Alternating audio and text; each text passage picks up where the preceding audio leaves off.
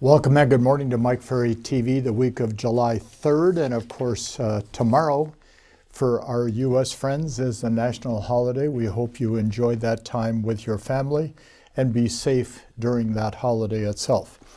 We're going to look today at what has caused this continuous low inventory that really a good portion of the world, starting with North America, has experienced for quite a long period of time. And it really started probably just about the same time the pandemic, which we all unfortunately experienced, really got going strong. So let's take a look at the 5 things that I think have caused this low inventory. And I think most of them are solvable by the work ethic and work effort that you and I put in as real estate professionals. So in no order of importance, the 5 causes, I believe, of the low inventory. Number 1, the post-pandemic buyers are gone. I hear all these estimates that any place from 500,000 to 3 million potential buyers decided to buy real estate because of the pandemic. And that was understandable. People were looking for privacy, they were looking for safety, they were looking for security where they wouldn't be exposed to that terrible virus that was going around the world. Well, the biggest frustration we have today is those buyers have all bought, and they bought up all that excess inventory we've always had. So let's just say, for example, that if in a normal period of time, we would have 3 to 4 to 5 months of excess inventory on the market for sale. That has pretty much disappeared, although in most parts of the U.S. and Canada today, the inventory is growing again.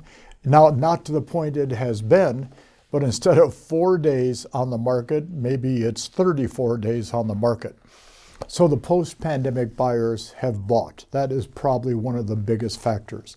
Number 2 is obviously June, July of last year, 2022, the interest rate change made a big difference to people listing their homes for sale. Somebody bought a home, say, 6 years ago. They paid $400,000 for it, and they had maybe a 3.5–4% loan on that property. They find a house today, it's $650,000. They want to use their equity, move it forward, but their personal income has not gone up in proportion to the prices and the interest rates, which have in most cases doubled. So many of the potential sellers that you and I would work with, we can't work with today because they don't qualify and they don't want to move their payment from X all the way to Z in one stroke. So interest rates have caused the inventory to drop also. But the third reason why the inventory has dropped dramatically is this entire concept of team building. And I'm a big supporter of people building a team because it's a great way to bring a group of people together.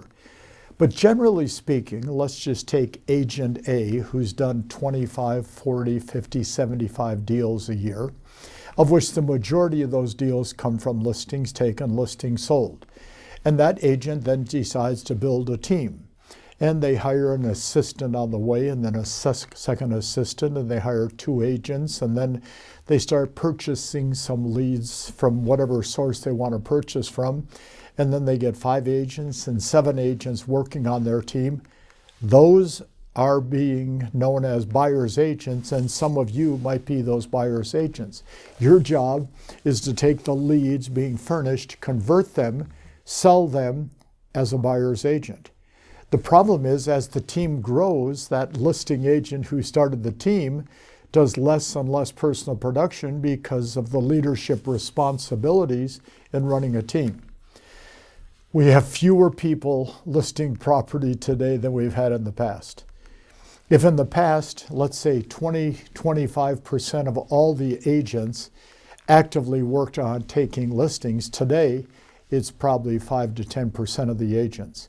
When you have a lot of great salespeople who are listing agents convert to a big team, total listing transaction count is going to drop, period. The fourth reason why the inventory is so low, and nobody wants to hear this, is agents simply do not want to prospect. When you have as many agents representing buyers today as we have today, prospecting is not something that they are comfortable and or want to do. So we have to furnish more leads for more people, which simply diminishes the ability to be out prospecting for potential sellers.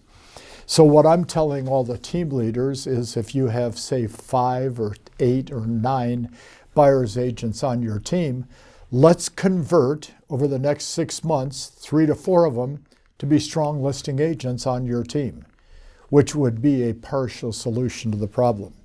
But then the fifth reason why so many listings in terms of age or listing count has dropped is I wrote too many agents did not, during the last 12, 18 months, work their database as effectively as they should, or in many cases would not work and talk to the people they knew best.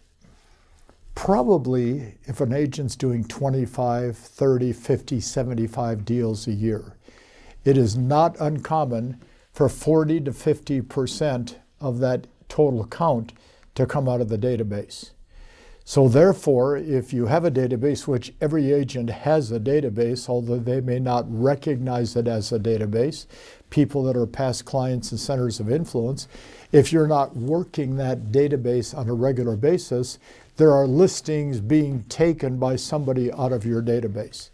It is the number one method of prospecting in terms of building productivity and the number one method of getting listings, so we have to work that database.